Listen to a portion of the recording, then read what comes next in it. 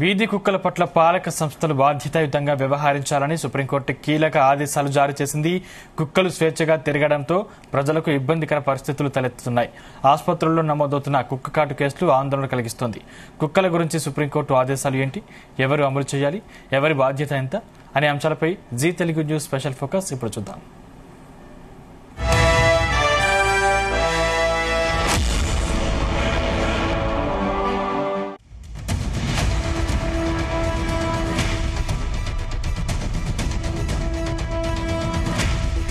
వీధి కుక్కలు ప్రజా సంచారం ఉన్న ప్రదేశాల్లో తిరిగేందుకు వీల్లేదని సుప్రీంకోర్టు ఆదేశాలు జారీ చేసింది. గ్రామాల్లో, పట్టణాల్లో, నగర ప్రాంతాల్లో కుక్కల బెడత నియంత్రణ పాలక సంస్థలదే అని సుప్రీంకోర్టు సూచించింది. దేశంలో కుక్క కాటుతో రేబిస్ వ్యాప్తి, కుక్క కాటు మరణాల గణాంకాలు తీవ్రతను సూచిస్తున్నాయని సుప్రీంకోర్టు ధర్మాసనం అభిప్రాయం వ్యక్తం చేసింది.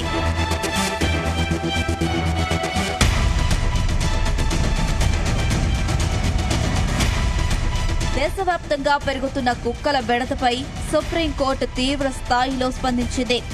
దశల వారీగా పిటిషన్లను పరిశీలించిన సుప్రీంకోర్టు ధర్మాసనం కీలక సూచనలు చేసింది. కుక్కల బెడద నివారణకు తీసుకోవాల్సిన జాగ్రత్తలు, చేపట్టాల్సిన చర్యలతో మార్గదర్శకాలను విడుదల చేసింది. అన్ని రాష్ట్రాలు సుప్రీంకోర్టు ఆదేశాలను అనుసరించి కుక్కల నియంత్రణ చర్యలను అమలు చేయాలని ఆదేశాలు జారీ చేసింది. వీధి కుక్కల నిర్వహణ, నియంత్రణకు సంబంధించిన చర్యలపై అన్ని రాష్ట్ర ప్రభుత్వాలకు అఫిడవిట్ దాఖలు చేయాలని సూచించింది.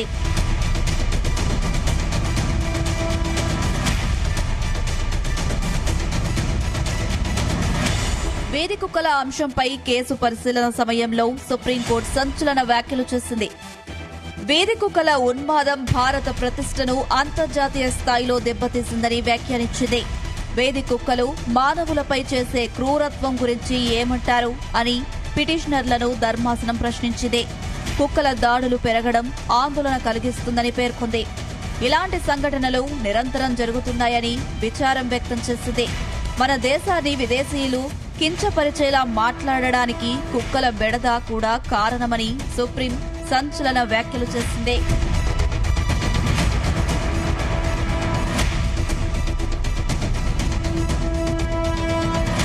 ప్రపంచవ్యాప్తంగా నమోదవుతున్న రేబిస్ మరణాలలో 36% భారతదేశంలో చోటు చేసుకుంటున్నాయి. దేశంలో ఏటా 18 నుంచి 20 వేల మరణాలు చోటు చేసుకుంటున్నాయి. భారత్లో నమోదవుతున్న రేబిస్ కేసులు, మరణాల్లో 30 నుంచి 60% మంది 15 ఏళ్ల లోపు చిన్నారులే ఉండడం ఆందోళన కలిగించే విషయం. రేబిస్ నుంచి రక్షించాలంటే పెంపుడు కుక్కలకు తొలి 6 నెలల్లోనే వ్యాక్సిన్, ఆ తర్వాత ఏటా బూస్టర్ డోస్ వేయాల్సిన అవసరం ఉంది. కుక్కలు రేబిస్తో పాటు నులిపురుగులు రోగాలను మనుషులకు వ్యాపింపజేస్తాయి. కుక్క కాటు కారణంగా ఏటా చాలా మంది గాయపడడంతో పాటు మృతి చెందుతున్న విషయాన్ని ఆందోళన కలిగించే పరిణామం. రహదారి భద్రతకు కుక్కల వల్ల తీవ్ర ముప్పు కలుగుతుంది. మోటారు సైకిళ్లలో ప్రయాణించేవారు చాలా సందర్భాల్లో రోడ్లపై కుక్కల సంచారంతో ప్రమాదాలకు గురయ్యారు. ఇలాంటి అంశాలను దృష్టిలో సుప్రీంకోర్టు ధర్మాసనం కుక్కల సంచారంపై కీలక సూచనలు చేసింది. ప్రజల ప్రాణాలను కాపాడడం, హక్కులు, భద్రతకు రక్షణ కల్పించే విధంగా చర్యలు తీసుకోవాలని పాలక సంస్థలను ఆదేశించింది.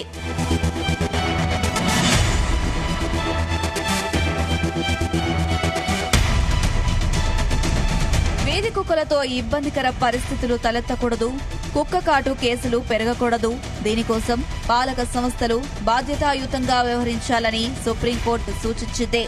చిన్న పిల్లలను దృష్టిలో ఉంచుకుని స్కూళ్లు, జనసంచారం ఎక్కువగా ఉన్న బస్ స్టేషన్లు, రైల్వే స్టేషన్లు, క్రీడా ప్రాంగణాలు, ఆసుపత్రుల ప్రాంగణాలు, బహిరంగ ప్రదేశాల్లో కుక్కల సంచారానికి వీల్లేకుండా చర్యలు చేపట్టాలని ఆదేశించింది. కంచెలు వేసేందుకు ఇక వీధుల్లో సంచరించే కుక్కలను ప్రత్యేక షెల్టర్లకు తరలించి ఏర్పాట్లు చేయాలని సూచించింది. కుక్కల సంచార నియంత్రణకు అవసరమైన చర్యల్లో భాగంగా తరచూ తనిఖీలు నిర్వహించాలని ఆదేశించింది. అన్ని రాష్ట్రాలు, కేంద్రపాలిత ప్రాంతాలు, జాతీయ రహదారుల శాఖ, స్థానిక సంస్థలు, హైవే, గస్తీ బృందాలకు ఆదేశాలు ఇచ్చింది. కుక్కల నియంత్రణ చర్యల్లో ఎట్టి పరిస్థితుల్లో పాలక సంస్థల నిర్లక్ష్యం తగదని సూచించారు. కుక్కలను పట్టుకున్నట్లు డ్రైవ్ నిర్వహించి మళ్లీ వదిలిపెడితే సహించరాని చర్యగా పరిగణిస్తామని సుప్రీంకోర్టు అభిప్రాయపడింది.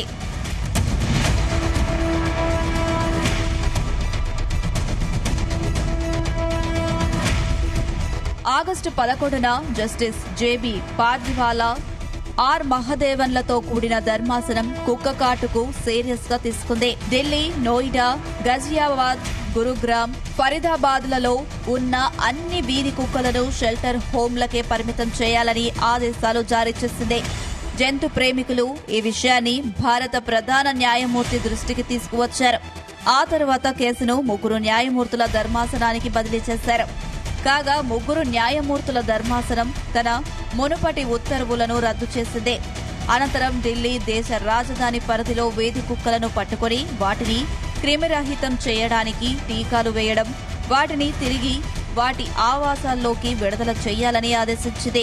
ఆగస్టు 22న కోర్టు విచారణల పరిధిని మరింత విస్తరించింది. వివిధ హైకోర్టులలో పెండింగ్లో ఉన్న కేసులన్నింటినీ తనకే బదిలీ చేయించుకుంది.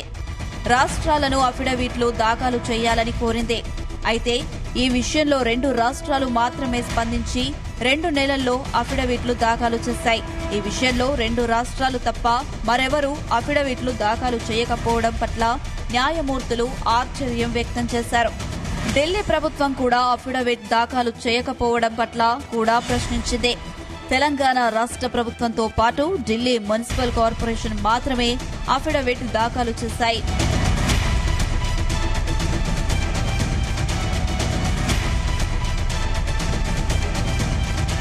సుప్రీంకోర్టు ఆదేశానుసారం తెలంగాణ రాష్ట్ర పట్టణాభివృద్ది శాఖ అఫిడవిట్ సమర్పించింది.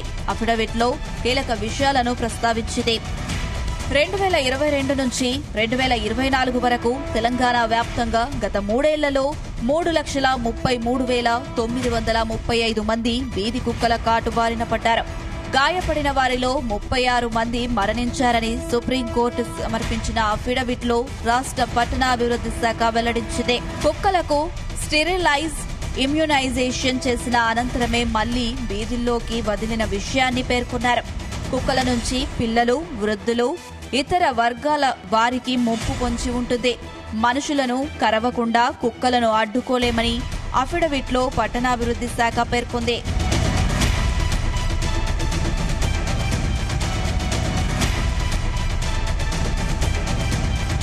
సుప్రీంకోర్టు ఆదేశాలతో 8 వారాల్లో వీధి కుక్కలను ఎక్కడా తిరగనీయకుండా స్థానిక సంస్థలు చర్యలు తీసుకోవాల్సి ఉంది.